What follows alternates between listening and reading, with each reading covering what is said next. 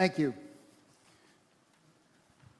Before I start out talking about DPK support on Azure, I wanted to say almost all of this is stuff that I didn't write, which means I don't want to claim credit for it, and I don't want to take too much blame either.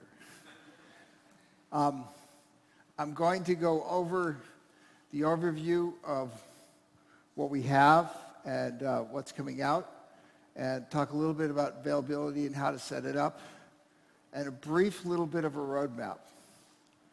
And if you were here last year, you saw me put up this slide. Well, actually, I had a phase-in on my original one that had a roadmap. None of that happened for a bunch of reasons. Part of it was the DPDK bus work. Part of it, which is I got dragged off to do customers' issues on the Linux side. So very little of this happened. So we have a different but better solution. And the solution we've come up with, uses a feature called Azure Accelerated Networking, which is really just the Azure version of Hyper-V SRV. So what you have today is on Azure without accelerated networking. Your packets come in, go into a virtual switch, and go up to your VM, and we'll have two guests on one VM, two guests on one host. And with accelerated networking, we're using Mellanox SRV VFs passed through to the guest. Now, this is not the same as just pure SRV in other environments. I'll go into a little more detail. So it has some implications for DPDK, and you probably have all seen it. And to describe it, I'm going to start out by describing how it works on Linux. And the way it works on Linux today is we have a NDIS VMBus driver in the host, pushes things into the NetVSC driver in the Linux kernel. And before we did SRV, the packets would come up through this path and go into TCP and up the application. When we have SRV, what happens is the host will take the first packet of a flow and send it up the synthetic path, and it will program the NIC to send the rest of the flow up the VF path.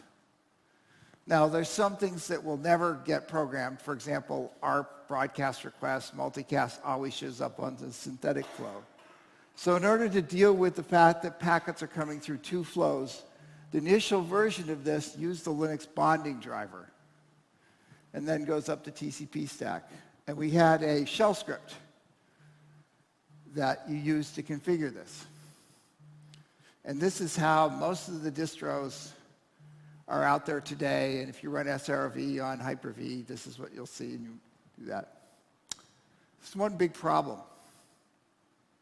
Worked technically, the user experience with that shell script was terrible. We had a big problem of how do you go on the App Store on Azure, click a button, get Ubuntu server, and then you may or may not have decided to go for accelerated networking. How do you orchestrate something where there's bonding sometimes and not other times? And by the way, on Windows Server, you can click and unclick in Hyper-V, you can click and unclick the SRV box, and it'll hot plug in and out this thing. And so likewise, that would require to have different configuration in the guest in Linux, whether it was there or not. So after sitting through many meetings, listening to developers trying very hard to get this script to work under all conditions, under all distros, I finally gave in to the people who were pounding on me saying, why doesn't it work like Windows? And came up with something we're calling transparent VF.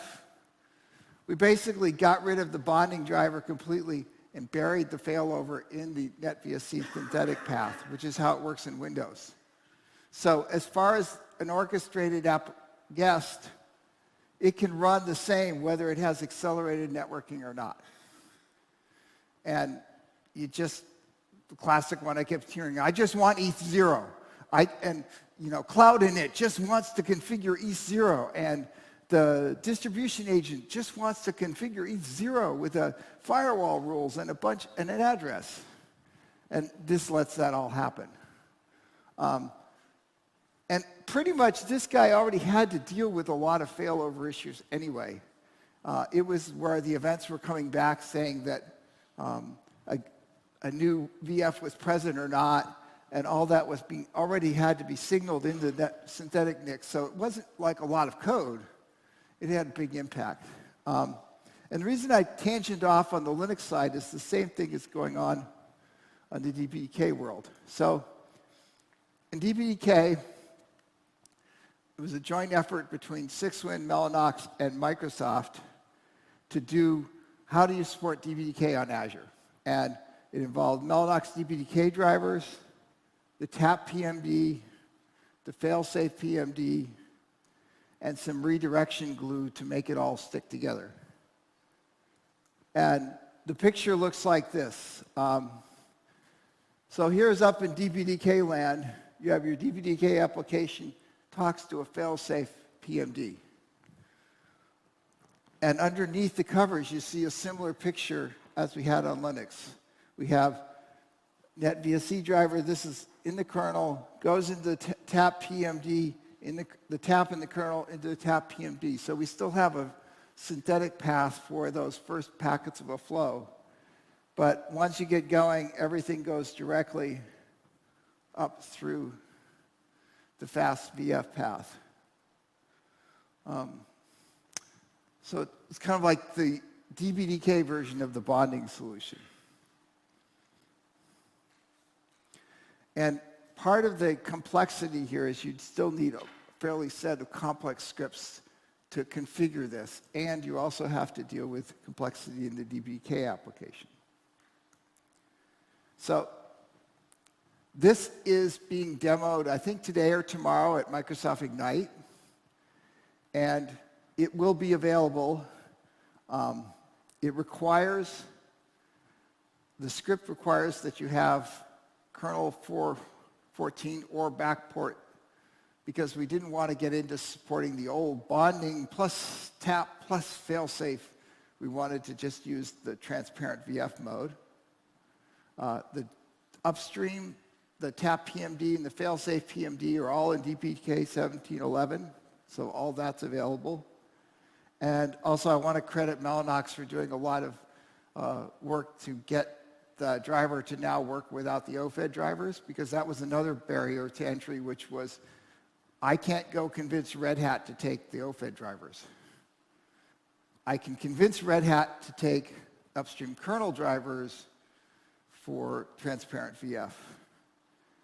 On Azure, right now, to get accelerated networking, it's what's called developer preview. You can, if you just Google Linux accelerated networking Azure, you can find the Microsoft doc that describes how you get in. It's a public preview. It basically is a case of you run some PowerShell commands, opt in saying, yeah, I know I'm smart, I want to do this.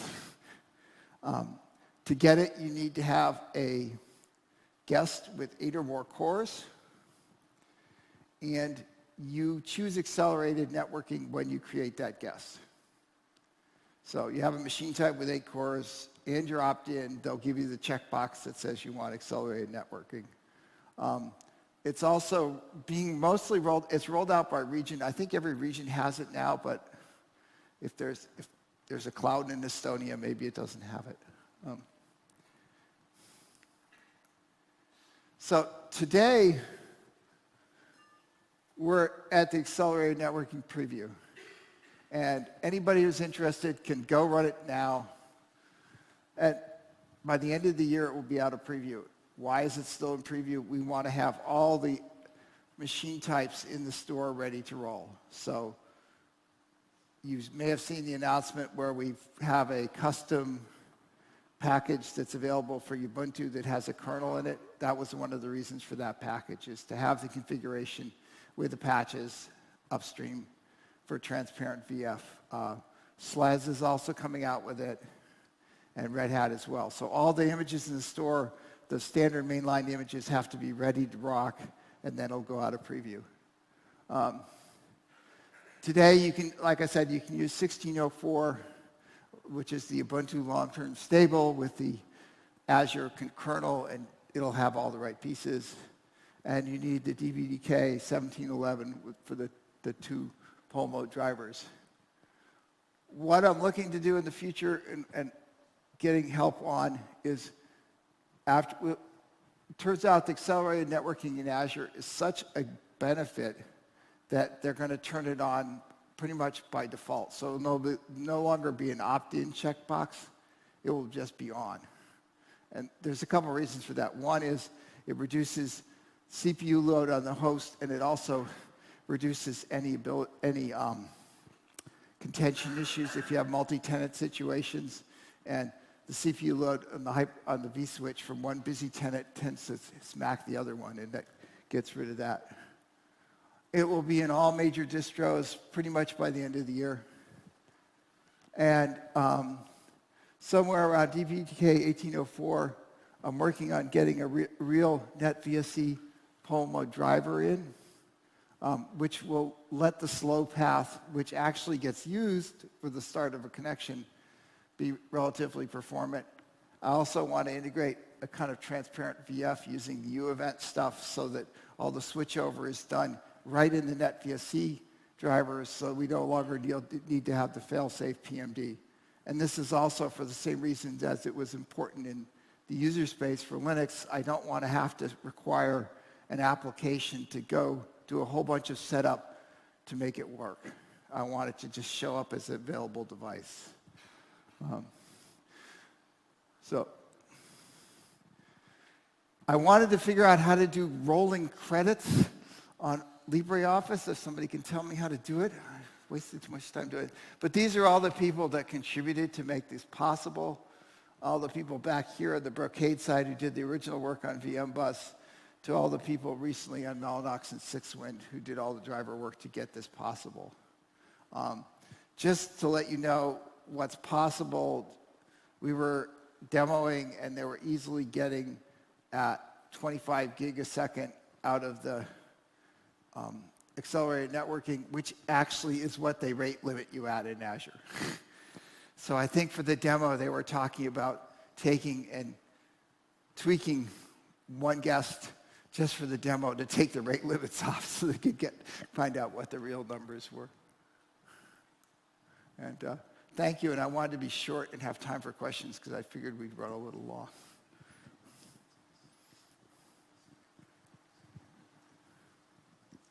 I also have stickers.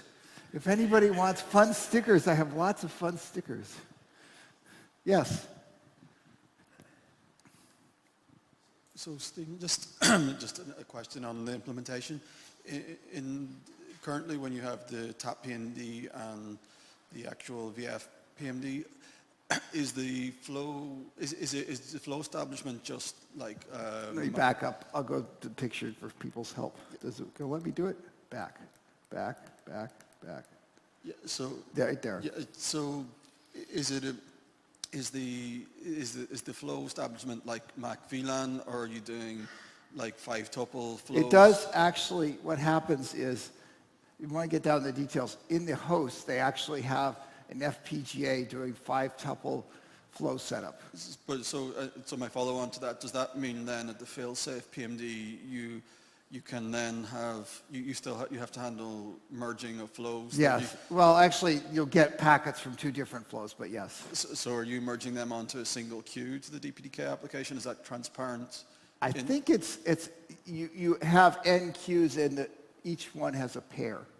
So when you're receiving, you're picking off the hardware and the emulated path as well? Yeah. Okay. But I'm not exactly sure.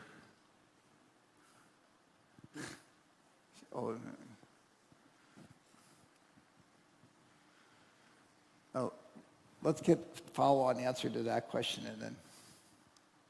So fail-safe, when application is running on fail-safe, it doesn't aware where it's coming from.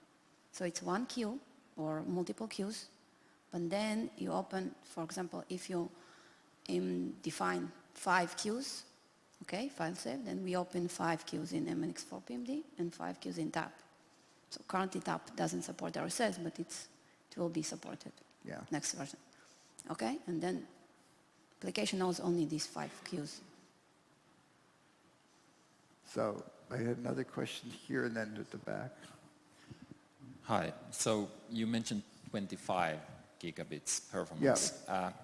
What kind of packet distribution it was? iMix or something else? They were doing some 6,000 connection perf3 kind of test. That's the test that the test team likes to run because it gets the best numbers. I'm not sure exactly. I mean, I know the worst ones are the 2544 ones, but that's a different story. Okay, thanks. Back there? Could you describe how your picture changes if you have the net VSC PMD?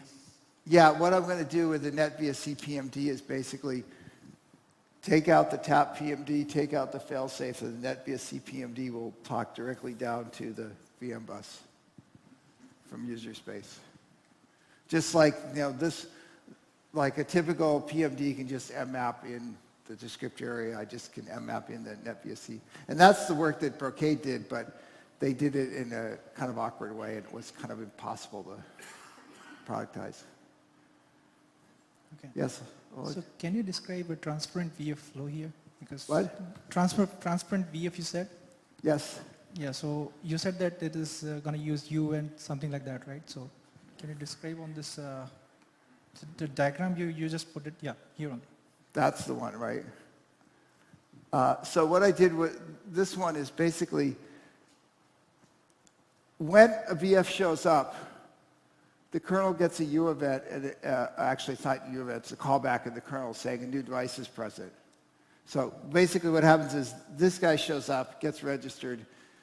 There's a callback in the kernel driver that says, oh, there's a new kernel driver, and the NetVSC pairs with that, knowing that they have the same MAC address. Okay. And then when that happens, it tells the host that, okay, go ahead and enable this, that I'm now ready to go. And it also does the various Linux system call, Linux internal ABI hooks to say, make this a slave device of that device. So packets go first and get up and down. So I want to go back to the solution that you want to do. How MNX4 PMD will be, plugged in to your VMBus PMD? I'm not going to change how any of this stuff works, okay? This is all... This is the same, will be the DPDK. host side isn't going to change at all. But from DPDK point of view, so you will have, VM. This one. Yeah, this one. So, yeah, I'm not... This side is the responsibility of Mellanox and how all that works will stay the same. The only thing is to be able to get this slow path up into the application to be faster and to be able to smoothly do the failover without having to have so many pieces involved and without having to have a script to set it up. That was the other thing. You should be able to say, just bind to this device and no redirect rules or anything. Okay, so MNX4, so what application will see? Your PMD? The idea is they'll just see one PMD, and then we can make that PMD do the failover. So MNX4 PMD will be connected to... It'll be a slave, just like it was off a bonding device. Okay, thank you. It's kind of like a collapse fail-safe PMD and the other. But I was going to present that when it's there and it's working, but I wanted to get people aware why we're doing it, which is we want to have a good user experience and not to have so many rules and so much effort to set it up because that was so hard to get into the distros. Any NetVSC PMD driver in the future? Yeah. I mean, I mean, I'm playing with it now, okay, but it's not Okay, ready. so the tap is just a temporary thing, right? No, TAP was a very good solution to get us over the hurdle of doing a NetVSC PMD, which was a Okay, fairly hard effort. I mean, but ultimately the tap will disappear and we are no, going it would be to... useful for other devices. I mean, we aren't going to have it disappear. I mean, let's be honest, the time frames of what we're doing today versus what customers use is 2 years. So I got a question about the vSwitch and FPGA. I see a similar picture that in some of the Microsoft papers that there is a FPGA and doing all the vSwitch. Is this going to change that game or it's we aren't going to change this API, this white line, but they may change what's going on down internally. So that's pretty much, I mean, they're optimizing the hardware for the environment they're in, so that's why they went and did the FPGA to, I mean, they do 500,000 flows. I mean, so you can't really have the software picking up each flow. It's kind of like if everybody was familiar with Open vSwitch and how the early versions of Open vSwitch worked, like the first packet went through, went all the way up to user space and built the flow table. Well, that didn't scale very well. So the FPGA was the hardware version of being able to do the same thing. So in this framework, still there will be FPGA underlying in the hardware level? On the version that's deployed in the Azure cloud, yes. But you have to understand that you can run the same thing on Hyper-V or what they call Azure Stack, which is a box. And I'm not sure that there's the actual FPGA in the Azure Stack box. But from a software API, it's the same. Okay, thank you. Just a short question. Here. So do you take care of packet reorders if you have like 2 separate paths, or it's not going to happen? It might happen if you had certain UDP flows, because the first one's going to show up on the tap path, and it could very well be that the second packet or third packet beats the first one through the slower path. But for a TCP flow, you're not going to see it because of the three-way handshake. So you don't have mechanisms to handle that because it's only for UDP, which is kind of not a problem. Right. So, Stephen, just one, so with where the longer term plans when you move VSC into PMD. I'm looking where, Sorry, okay. yeah, I'm here. Just, is there concern that, like, what you're talking about doing here isn't a unique problem to Azure? It's any kind of hardware accelerated vSwitch where you pass through, and moving all of that logic for merging flows into that one PMD. It's not efficient in terms of enablement for a DPDK solution, because are we talking about doing that for everyone who wants to solve that same problem in the kernel or for different NICs? Is there a way? The trouble is, it's one of those ones you have to not over-engineer the flow management, because that's a really small part of the thing, and a lot of it is very specific to, I have to flip these bits, and maybe it's a hardware thing, or maybe I have to, so I mean, it's one of those ones where you don't want to build an API where the API is 2 lines and the actual real work is very specific. But like, essentially, though, it's like you could bring the NetVSC PMD up and replace it with a tap, and what the failsafe is doing at the moment, that could be the generic solution. Yeah, it could be very much be a generic solution. And also, there could be cases where people are trying to run the same thing on, I don't know, maybe Windows Server with an Intel NIC or something, or something different. It's just, I'm just thinking, like, it seems to make sense in terms of infrastructure enablement that the MX4 PMD could be any hardware PMD, and the NetVSC could be a tap or any other emulated VirtIO emulated path. Just the concern would be that if you take that functionality and squash it all into the NetVSC. Well, the thing is that functionality is very specific to this environment, the flip over functionality and so on. Okay. Okay. Okay, thank you very much, Stephen. And remember, Stephen has stickers. And we should...